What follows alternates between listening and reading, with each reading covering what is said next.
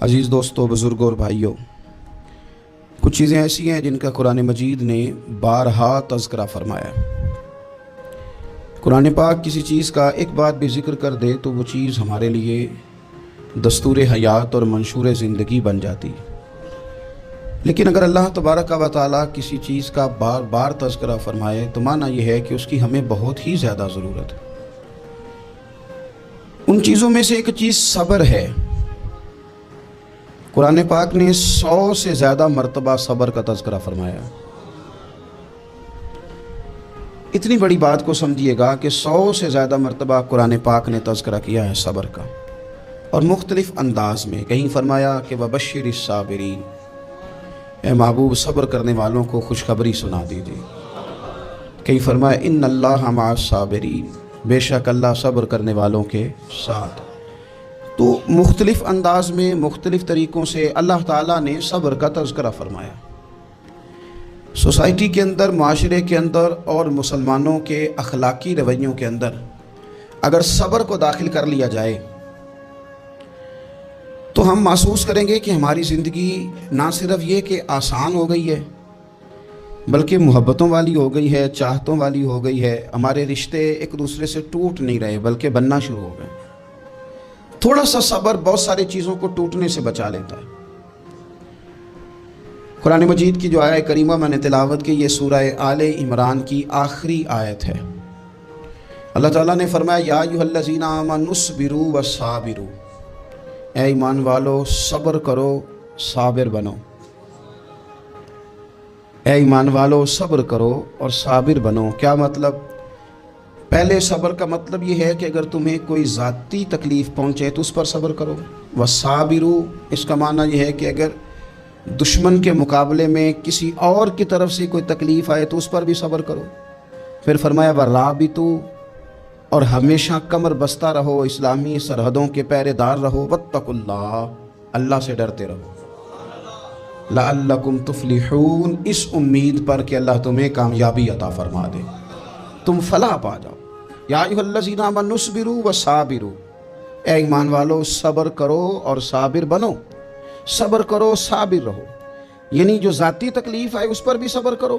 اور مصابرہ کا معنی سامنے سے آنے والی تکلیف، اگر بیماری آ گئی، کوئی پریشانی آ گئی، کہیں کوئی اپنا دنیا سے چلا گیا تو یہ ذاتی تکلیف ہے، اس پر بھی صبر کرنا۔ اور اگر اپنوں نے، بیگانوں نے کوئی تکلیف پہنچا دی، کوئی اذیت دے دی، وہ اذیت کئی صورتوں میں ہو سکتی ہے۔ تانا بھی ایک اذیت ہے، طنز بھی ایک اذیت ہے، کسی شخص کے بارے میں غلط کلمہ کہنا بھی ایک اذیت ہے، اور مقابلے میں کھڑے ہو جانا، لڑائی کرنا، یہ بھی ایک اذیت ہے۔ اس پر بھی صبر کرو۔ ورابطوا، اور اس طرح کرو کہ کمر بستہ رہو، جد و جہد کرتے رہو۔ واتقوا اللہ، اللہ سے ڈرو۔ لعلکم تفلحون، تاکہ تم کامیاب ہو جاؤ۔ صبر جب آپ کرتے ہیں نا، اور صبر کا ارادہ کرتے ہیں تو اللہ تعالیٰ صبر کی توفیق بھی عطا فرماتا ہے۔ ہم نے یہ دیکھا ہے کہ ہمارے پاس نعمتوں کی کمی نہیں، ہمارے فریزر خوراک سے بھرے ہوئے ہیں، ہمارے دسترخوانوں پہ انواع و اقسام کی چیزیں چنی ہوئی ہیں، ہماری الماریوں میں کئی ہمارے لباس تیار شدہ لٹکے ہوئے ہیں، ہماری جیبوں میں ہماری ضرورت کا سرمایہ اللہ نے ہمیں دے دیا ہے۔ لیکن اس کے باوجود جو لوگ ایک دوسرے سے پیار نہیں کر پا رہے، جو ایک دوسرے کے قریب نہیں جا پا رہے، اس کی وجہ یہ ہے کہ صبر نہیں رہا، حوصلہ نہیں رہا، کسی چیز کو برداشت کرنا ہمارے مزاج کا حصہ ہی نہیں رہا۔ اور پھر چونکہ امت مسلمہ نے انقلاب برپا کرنا تھا، دنیا کو پیغام حق دینا تھا، اگر ان کے اندر حوصلہ ہی نہیں ہوگا، اگر انہیں صبر ہی نہیں کرنا آئے گا، استقامت ہی نہیں ہوگی، کہیں رکنا ہی نہیں آئے گا، تو یہ میدانوں کو سر کیسے کریں گے؟ کامیابیاں کیسے ان کا مقدر بنے گی؟ رمضان المبارک میں بھی ماحول یہ ہو کہ افطاری سے 1 گھنٹہ پہلے نظر پوری ٹک جائے گھڑی پہ، اور تھوڑا سا بھی صبر مشکل ہو۔ اور رمضان المبارک میں سحری کے وقت میں اگر دہی والی دکان پہ بھی جھگڑا ہی ہو رہا ہو، اور شام کو سامان خریدنے میں بھی اگر بحث ہی ہو رہی ہو، تکرار ہو، جھگڑا ہو، تو پھر سیکھا کیا؟ پھر وہ جو ہمیں تربیت دی جا رہی تھی کہ ہم نے صبر کرنا ہے، تو پھر ہم نے اس میں حاصل کیا کیا؟ حدیث پاک سنیں گے، آپ کی طبیعت بڑی ٹھنڈی ہوگی۔ میرے نبی پاک صلی اللہ تعالیٰ علیہ وسلم نے ارشاد فرماتے ہیں کہ جو بندہ سوال سے بچنا چاہے گا ارادہ کرے گا اللہ میں نے کسی سے نہیں مانگنا. فرمایا جو سوال سے بچنا چاہے گا رب اسے سوال سے بچا لے گا. اور جو لوگوں سے بے نیاز ہونا چاہے گا کہے گا یا اللہ مجھے دنیا داروں کا محتاج نہ بنا، اپنی بارگاہ سے عطا فرما. جو لوگوں سے بے نیاز ہونا چاہے گا اللہ لوگوں سے بے نیاز کر دے گا. اور فرمایا جو صبر کا ارادہ کرے گا اللہ اسے صبر کی توفیق بھی عطا فرما دے گا. ارادہ تو کرے، پروگرام تو بنائے، توفیق تو اللہ دے گا. جو صبر کا ارادہ کرے گا اللہ صبر کی توفیق بھی عطا کر دے گا. اور حضور صلی اللہ تعالی علیہ وسلم فرمانے لگے یاد رکھو کسی بندے کو جو بہترین تحفہ دیا گیا ہے نا، اگر کسی کو کوئی بہترین عطیہ ملا ہے تو پھر اللہ تعالیٰ نے اسے صبر عطا فرمایا ہے. یہ بہترین تحفہ ہے، اس سے زندگی سنور جاتی ہے، اس سے انسان باوقار اور مطمئن ہو جاتا ہے، اس سے اس کے شب و روز آسانی سے بیتتے ہیں. وہ دنیا کی پک ڈنڈیوں سے آسانی سے گزر کے اللہ کی بارگاہ ہے عالی مرتبت میں سرخرو ہو کر حاضر ہو جاتا ہے. لیکن اگر بے حوصلہ ہو، صبر نہ ہو، پھر نقصان روز بروز بڑھتا ہے. اور پھر میرے رسول پاک صلی اللہ تعالیٰ علیہ وسلم ارشاد فرماتے ہیں کہ اصل بات یہ ہے کہ اللہ تعالیٰ نہ کسی بندے کا درجہ بلند کرنے کا ارادہ فرماتا ہے، لیکن اس کے اعمال اس طرح کے نہیں ہوتے کہ اس کا درجہ بلند کیا جائے. اب رب کیا کرتا ہے، اللہ تعالیٰ اس کو مال کی، جان کی، اولاد کی کسی مشکل میں ڈال دیتا ہے. اس مصیبت پر وہ بندہ صبر کرتا ہے تو اللہ تعالیٰ اس کا درجہ بلند فرما دیتا ہے. اعمال اس قابل نہیں تھے کہ درجات بلند ہوں، وہ اعمال کی بنیاد پر نہیں کر سکتا تھا تو اللہ نے کسی مشکل میں ڈال کے نا اپنے فضل سے درجہ بلند کر دیا.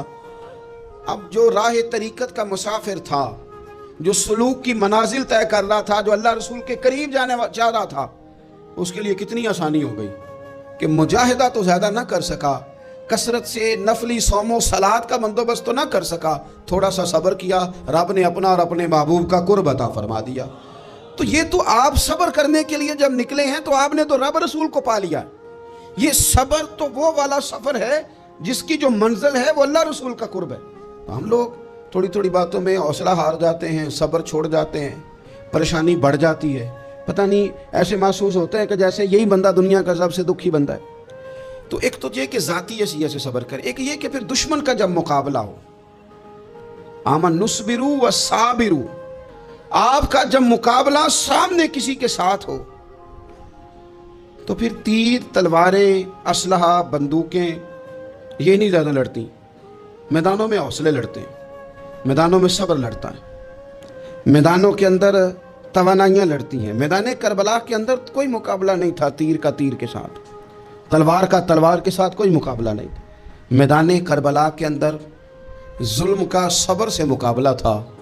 فتح کے ڈنکے یزید نے بجائے تھے، جشن ابن زیاد نے منایا تھا، لیکن قیامت تک اللہ نے جو فتح عطا فرمائی ہے تو وہ حسین ابن علی کے صبر کو عطا فرمائی،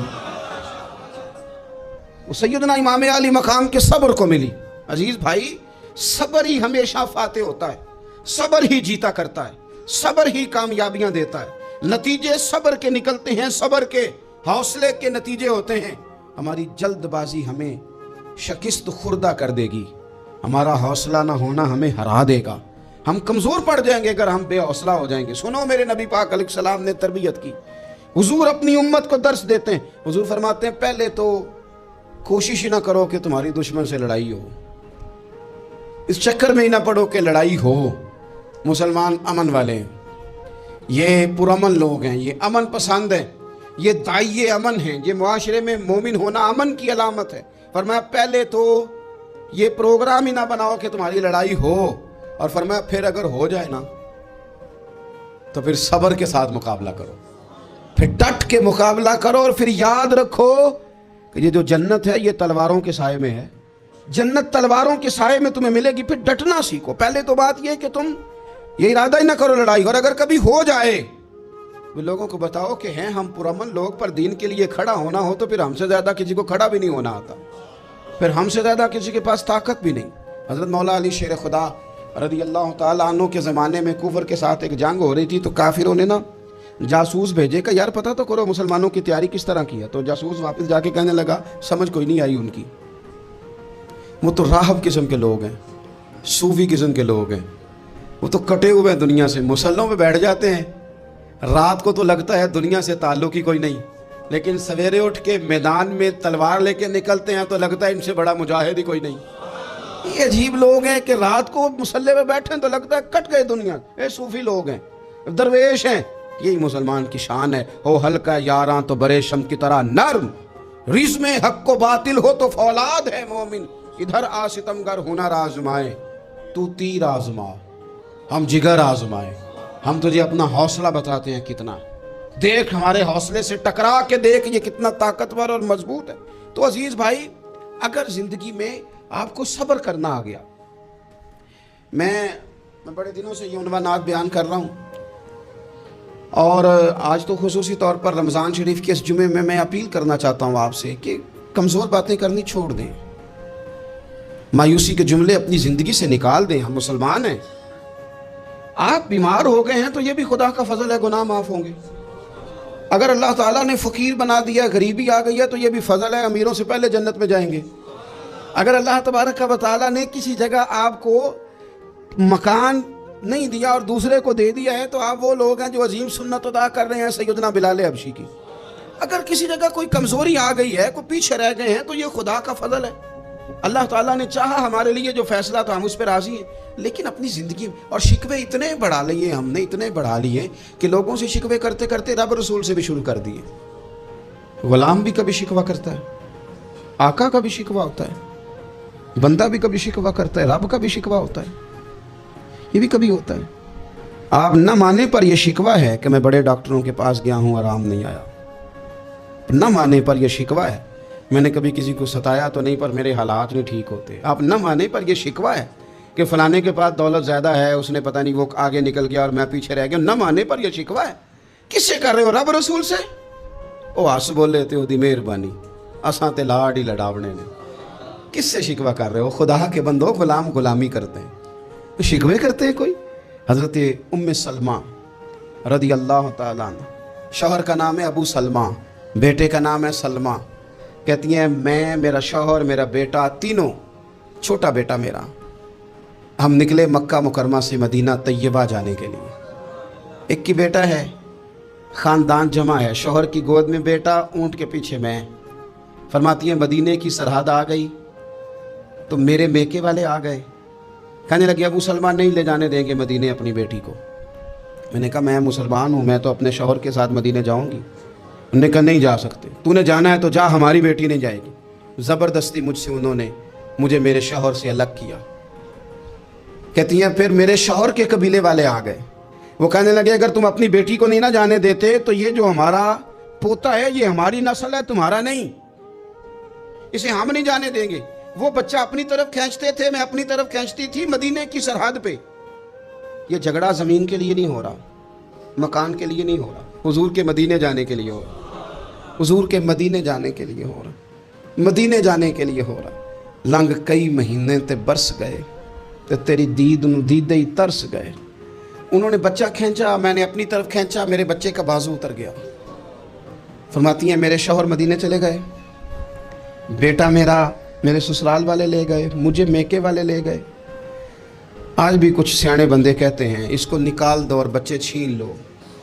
ان کا بھی خیال تھا کہ بیٹا لے جائیں گے نا تو ابو سلمہ بھی مدینے سے واپس آ جائے گا, یہ بھی واپس آ جائے گا. او یار, اتنا بڑا بھی ظالم کوئی نہیں ہوگا جو ماں باپ سے بچے جدا کرے. فرماتی ہیں کہ وہ لے گئے چھین کے, میں میکے چلی گئی. لوگ روٹی کھاتے تھے, میرے حلق سے نہیں گزرتی تھی. زمانہ سویا کرتا تھا, میں سو نہیں پاتی تھی. بیٹا کہاں, شوہر کہاں, میں کہاں. ام سلمہ کتنی دیر تکلیف کاٹی. جناب ام سلمہ کہنے لگی لوگو 1-2 دن نہیں, پورا سال بیت گیا, پورا سال. پر جے سونا ہی میرے دکھ وچ راضی, جے سونا ہی مارو مارو مینو مار مکاؤ, میں کوئی عذر نہ پیش لے آواں, او جے سونا ہی میرے دکھ وچ راضی, پھر سکھ نو چلے ڈاواں. فرمایا سال بیت گیا, لوگ صبح اٹھ کے کام کاج پہ لگ جاتے, کپڑے بدلتے, ڈیوٹیاں کرتے, اور میں سویرے اٹھ کے اس جگہ آ جاتی جہاں میرا شوہر اور میرا بیٹا بچھڑا تھا. میں سارا دن روتی, آہوزاری کرتی, حضور کے مدینے کی طرف منہ کر کے میں تڑپتی. سال بیت گیا, سال, ایک ہفتہ نہیں نکلتا بچوں کے بغیر. بڑے بڑے سیانے لوگ پردیس جاتے ہیں تو بچوں کی فوٹو دیکھ دیکھ کے روتے ہیں, لیکن کہتی ہے ماں تھی, بیٹا بچھڑا اور پھر بیٹا بیمار ہو, اور ماں سے جدا ہو، کتنی تکلیف کا منظر ہے۔ آپ فرماتی ہیں کہ 1 سال بیت گیا اور میں نے کسی کی منت نہیں کی، میں نے کوئی شکوہ نہیں کیا، اس لیے کہ جس حال میں رب و رسول رکھے۔ یہ حوصلہ، یہ صبر، یہ توانائی 1 سال کے بعد میرے چچا کا بیٹا میرے پاس سے گزرا، تڑپتے دیکھ کر کہنے لگا میری بہن تو سارا دن روتی رہتی ہے۔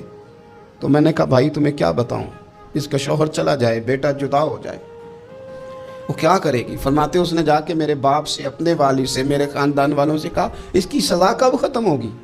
اس غریبنی کا قصور یہ ہے کہ یہ مدینے والے کا کلمہ پڑھتی ہے، اس کی غلطی یہ ہے کہ یہ مسلمان ہو گئی ہے، دین حق قبول کر لیا، کیوں نہیں تم خیال کرتے؟ کہتے ان کے دل نرم ہوئے، وہ رضامند ہوئے مجھے مدینے جانے پہ۔ پر اس نے کوشش کی میرے سسرال پیغام بھیجے، کب بس کرو، اور بچہ تو چڑیا کا جدا ہو جائے تو وہ تڑپا کرتی ہے، اور تم نے ایک جیتی جاگتی ماں کا بیٹا جدا کیا ہے۔ وہ بھی نرم ہوئے، رب نے اسباب بنائے، میرا بیٹا مجھے ملا۔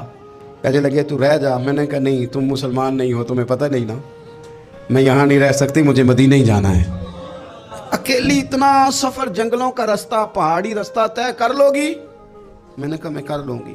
جنہوں ویک کے ٹھر دیاں اکھیاں نے تو جنہوں ویک کے ٹھر دا سینہ ہے، ربا تیری ساری خدائی ایک کی تشہر مدینہ ہے۔ کہتی میں اونٹ پہ بیٹھی، بیٹا میں نے گود میں بٹھا لیا، میں سفر کرنے لگی، پر دل میں کھٹکا تھا کہ اتنا لمبا سفر، بیٹا چھوٹا ہے، کیسے کروں گی؟ کہتے مجھے عثمان بن طلحہ مل گئے، کہنے لگے کہاں جا رہی ہو بہن؟ میں نے کہا مدینے۔ کہنے لگے اکیلے جاؤ گی؟ میں نے کہا جانا تو ہے نا، کوئی ساتھ چلے نہ چلے پر شہر رسول تو جانا ہے نا۔ آپ فرماتی ہیں میں نے عثمان بن طلحہ سے نیک بندہ کوئی نہیں دیکھا، میرے اونٹ کی لگام تھام لی۔ جب مجھے اونٹ پہ بٹھاتے تھے نا، اونٹ بٹھا کے چلے جاتے تھے، میں بیٹھ جاتی تھی تو آ کے لگام تھامتے تھے۔ جب کہیں مجھے اتارتے تھے تو اونٹ بٹھا کے چلے جاتے تھے، میں اتر جاتی تھی تو اونٹ کو باندھتے تھے۔ سونا ہوتا تھا تو اونٹ بٹھا دیتے، میں اتر جاتی، وہ دور جا کے لیٹ جاتے۔ فرماتی تھی پھر میرے لیے میرے رب نے اسباب پیدا کیے اور میں مدینہ پہنچی، میں شوہر سے ملی، اور لوگوں میرے نصیب دیکھو، میں رہنے کہاں لگی؟ حضور کے مدینے میں، شہر رسول میں، شہر رہ پائے نظر ہوش میں آ، یہ کوہ نبی ہے، میں حضور کے حرم کی زمین اور قدم رکھ کے چلنا۔ ارے سر کا موقع ہے او جانے والے، مدینے کے خطے خدا تجھ کو رکھے، غریبوں فقیروں کے ٹھہرانے والے۔ کہتی ہے میں وہاں بسنے لگی۔ آپ فرماتی ہیں مسلمانوں شاید مجھ سے زیادہ تکلیف کسی نے نہ سہی ہو، پر دیکھو 1 سال پورا میں تکلیف میں رہی، اور جب میرا صبر سال کو پہنچا، صبر کی عمر 1 سال ہوئی، تو پھر رب نے بندوبست کیا، پھر میرے گھر والے بھی نرم ہو گئے، سسرال والے بھی نرم ہو گئے، رب نے میرے آنے جانے کے لیے ایک بندے کا بندوبست بھی فرما دیا، پھر میرا شوہر تک بھی میں پہنچ گئی، مجھے مدینہ الرسول بھی نصیب ہوا۔ 1 سال میں نے صبر کیا تھا، رب نے مجھے مستقل مدینے کا ٹھکانہ عطا فرما دیا۔ لیکن جو بندہ صبر ہی نہ کر پائے، جو صبر ہی نہ، جو کہ جی بڑی دور سے آیا ہوں، بڑی دیر ہو گئی، بڑا ٹائم ہو گیا، کب جا کے مسئلہ حل ہوگا؟ وہ جو آپ نے بتایا تھا وہ تعویذ کب اثر کرے گا؟ وہ دعا کب قبول ہوگی؟ وہ فلانا معاملہ کب؟ بھئی یہ ڈیٹ تو آپ کو رب رسول ہی دے سکتے ہیں، بندہ تو کوئی اطلاع ہی دے گا، پیغام ہی دے گا، دعا ہی کرے گا۔